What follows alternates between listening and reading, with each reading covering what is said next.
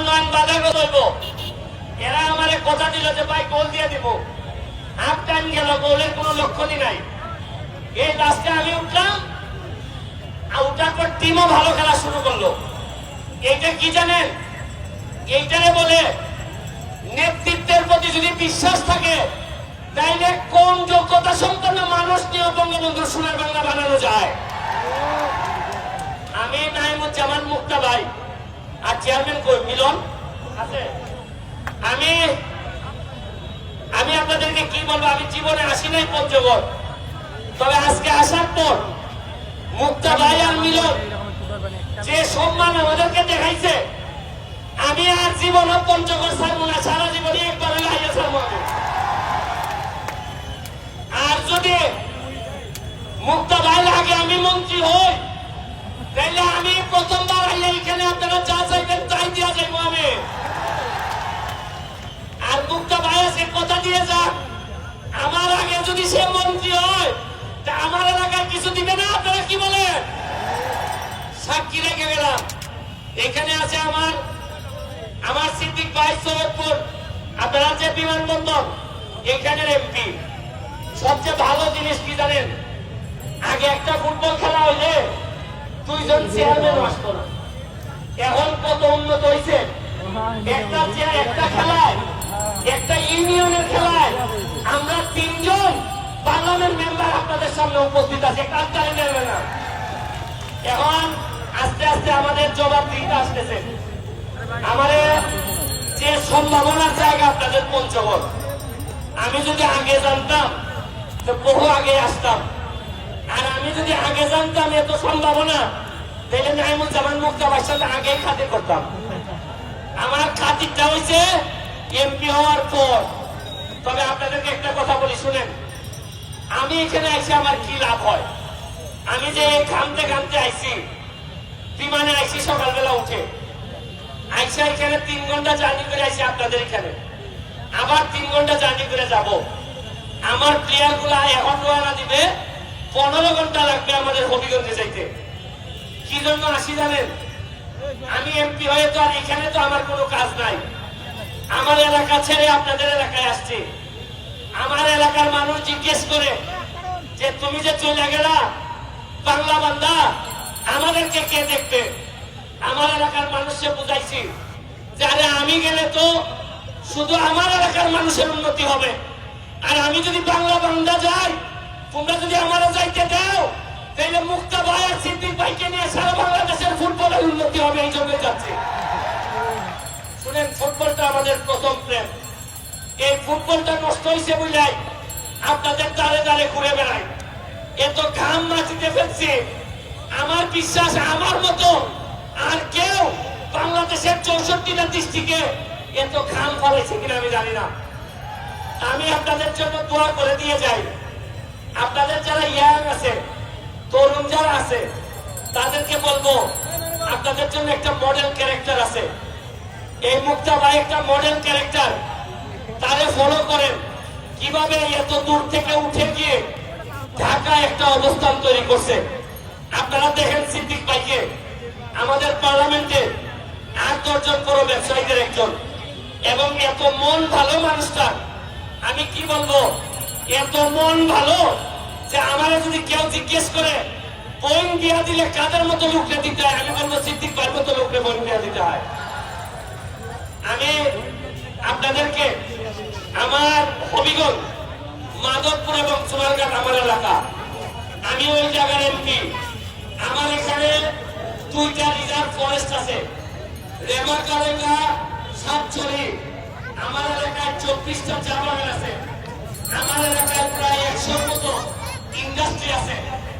আমি দাওয়াত দিয়ে যাচ্ছি আপনাদেরকে, আপনারা পঞ্চগড়ে তেঁতুলিয়া এই উপজেলার যে মানুষই যাবেন, শুধু চেয়ারম্যান রে অথবা এমপি সাহেব রে খালি পয়লা গেলেই হবে।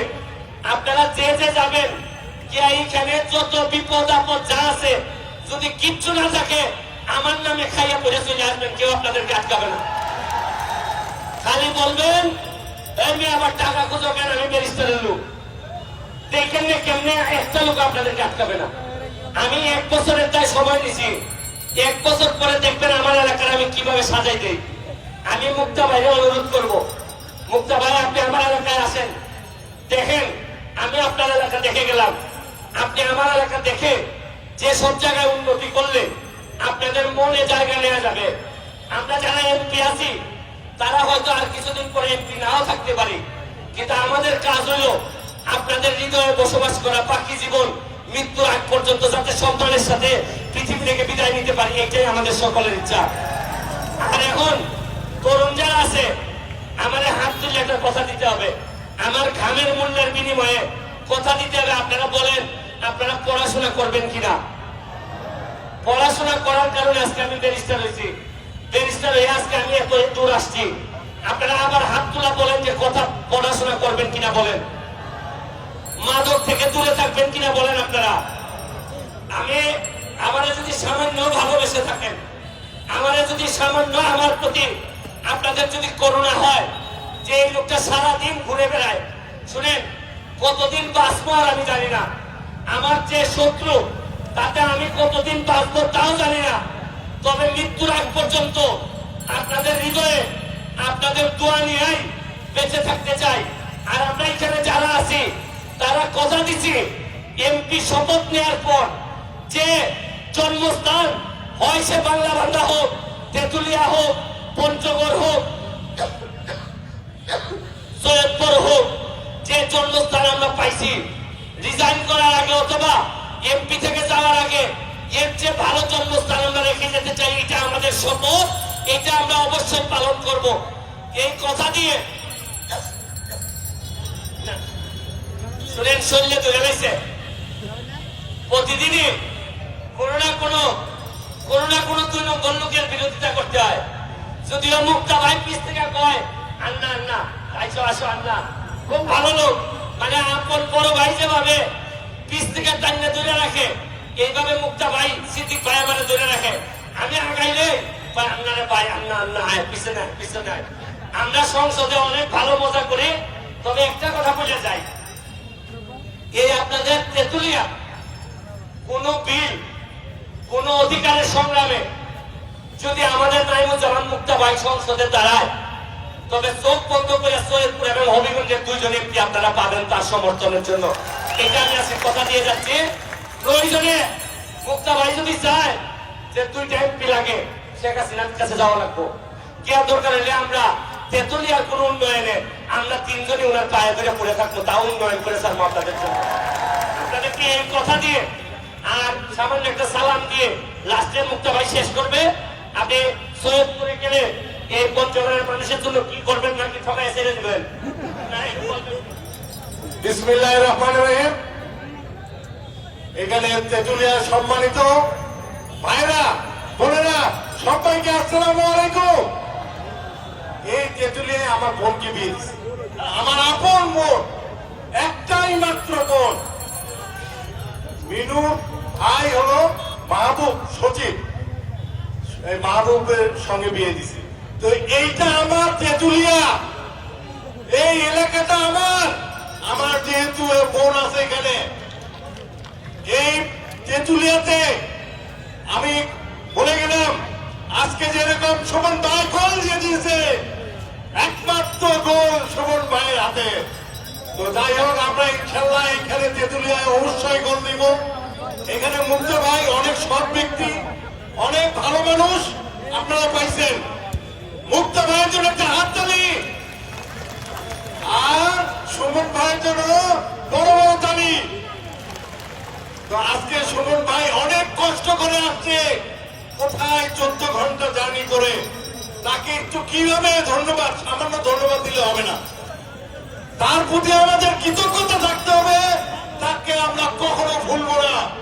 এই তেঁতুলিয়াবাসী আজকে এত সুন্দর একটা পরিবেশ আপনারা দিয়েছেন এই খেলায়, আমরা বুঝতে পারলাম এই তেঁতুলিয়ার মানুষ ভালো, তেঁতুলিয়ার মানুষ ভালো।